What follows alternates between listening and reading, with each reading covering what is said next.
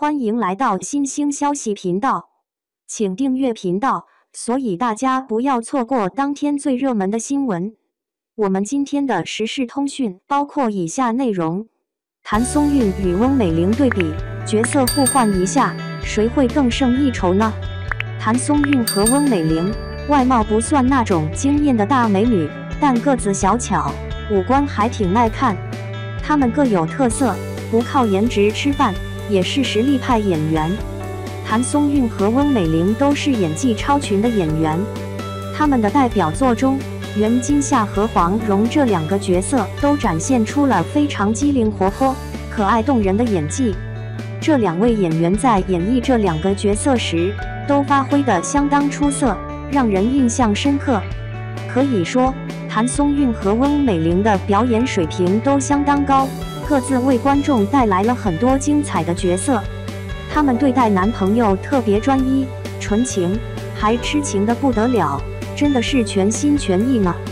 说到演技对比，谭松韵的表演水平确实比翁美玲稍微强那么一点。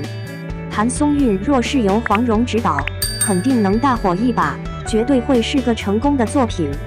翁美玲演的黄蓉在《射雕英雄传》里简直自带光环，她爹黄药师可是东邪之一，跟西毒那可是针锋相对，一东一西，一邪一毒，这剧看着就特有劲儿。黄药师实力过人，有他这样耀眼的背景加持，黄蓉这个聪明伶俐的角色一定能演得更出彩。他对郭靖挺有好感的，他虽然家境不好，话也不多，看起来有点憨厚，但挺让人喜欢的。他无视世俗眼光，对郭靖情有独钟。两家背景差异大，性格也大相径庭，但翁美玲却毫不费力地赢得了成功。谭松韵演黄蓉这个角色，肯定也能大火一把。谭松韵个性活泼又聪明，如果她跟一个呆板、有点傻气的男角色合作，肯定会引起大家热议。谭松韵在《锦衣之下》里演得真好，翁美玲来演这个角色可能就不太行。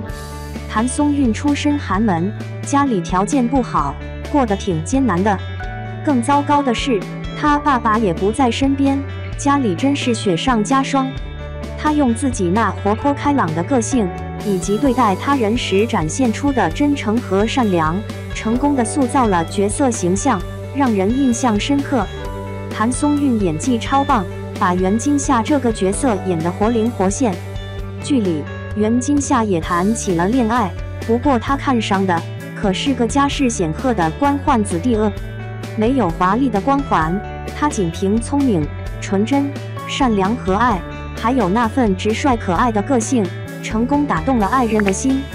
最终，这对恋人顺利走到了一起。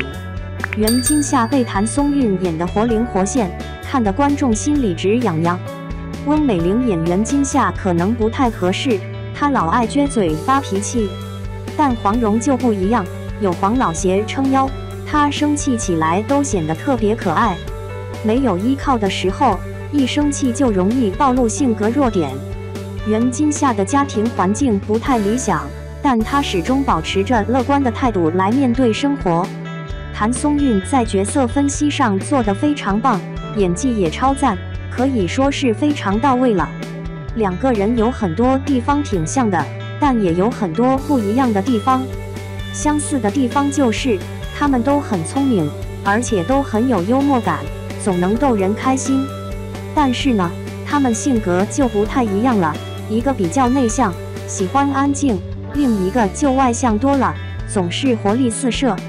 所以你看，这就是他们之间的相似之处和差异啦。他们俩的个子啊，有高有矮，真是挺不一样的。谭松韵和翁美玲都只有约1.55米高，是矮个子女神。看他们作为矮个子演员成功塑造角色，就知道他们演技有多棒了。两人的长相特点，咱来说说。翁美玲和谭松韵两人都不是那种让人惊艳的大美女，不过她们都有自己独特的魅力，让人印象深刻。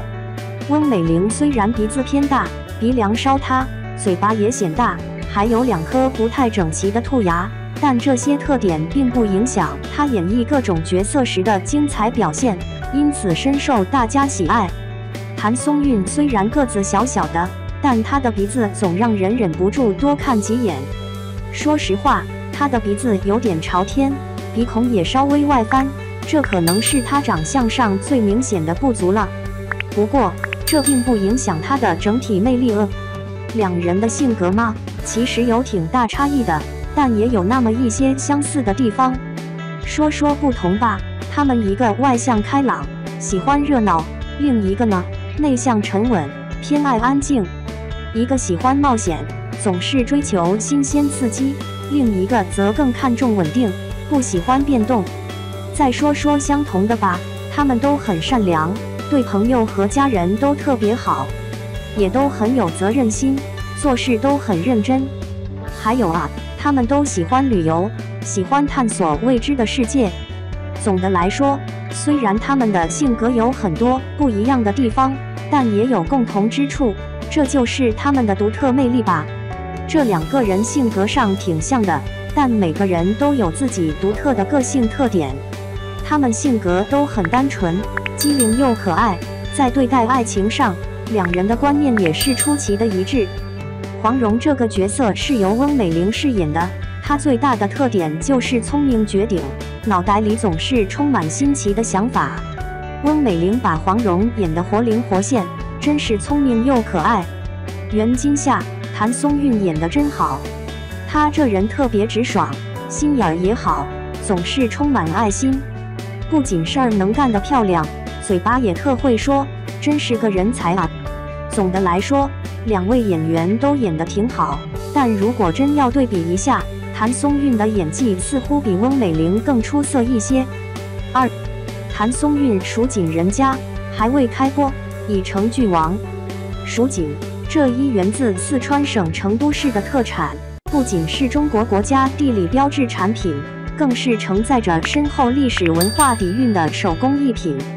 自汉代至三国时期，蜀锦便已成为蜀郡（今四川成都一带）的标志性产物，以其精湛的织造技艺和独特的艺术风格闻名于世。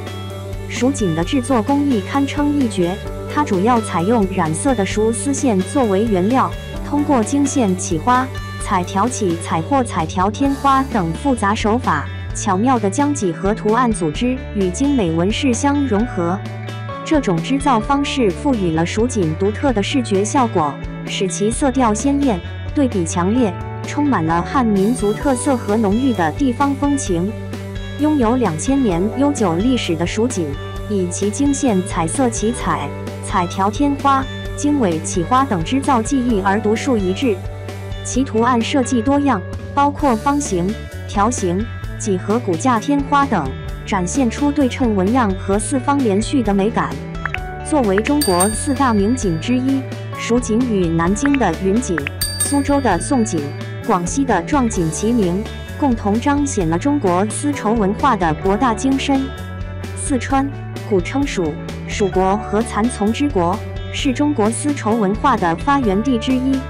这里的桑蚕丝绸业历史悠久，为蜀锦的繁荣奠定了坚实基础。自春秋战国时期兴起，至汉唐时代达到鼎盛，蜀锦因产于蜀地而得名，其传统丝织工艺在历史长河中熠熠生辉，对世界丝绸文化产生了深远影响。值得一提的是，2006年蜀锦织造技艺经国务院批准，荣幸地列入第一批国家级非物质文化遗产名录。这不仅是对蜀锦技艺的极高认可，也体现了国家对传统文化遗产保护与传承的重视。更为引人注目的是，蜀锦还成为日本国宝级传统工艺品京都细镇织的前身，展现了其在世界丝绸文化中的重要地位。蜀锦历史，谭松韵和郑业成主演的《蜀锦人家》马上要开播了，讲述的是唐朝式的蜀锦文化。在晚唐的繁华时期，蜀锦之美已名扬四海，不仅权贵们争相追捧，甚至军中都可以以锦代响，其价值可谓寸锦寸金。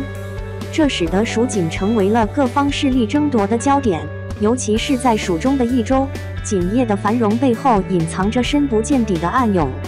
季家因其出产的蜀红丝享有蜀红衣出千红窟的盛誉，而成为益州的染织业佼佼者。然而，这美誉背后却隐藏着巨大的代价。季莺莺的父亲因蜀红丝秘方而丧命，季家小娘子季莺莺自幼便对染丝产生了浓厚的兴趣，她的天赋也逐渐显现出来。然而，织锦大户赵家之子赵修元因情场失意，由爱生恨，对季家展开了一系列的打压，使得季家的处境日益艰难。此时，景王世家之子杨静兰游学归来，他带着警官的名号，却顶着一个短命官的虚职。这并未影响他的决心，他是要查清当年的谜案。在调查过程中，他与季莺莺的交集越来越多，两人携手共同面对来自各方的危机。季莺莺的染色技法在蜀地一战成名，这也引来了一直对蜀锦技艺虎视眈眈的南诏白王盛丰泽的注意。面对南诏的步步紧逼，益州呈风雨飘摇。为了保护家乡的匠人和技艺，季莺莺挺身而出，而杨静兰也孤身深入南诏，与季莺莺并肩作战，与南诏展开了一场惊心动魄的斡旋。在这场危机中，季莺莺不仅坚守了家族的染色秘方，更将其发扬光大，将蜀锦的独特织染方法传播到海外。季莺莺的勇敢和智慧赢得了大唐的赞誉，最终被封为织染使，留下了一段关于蜀锦的传奇故事。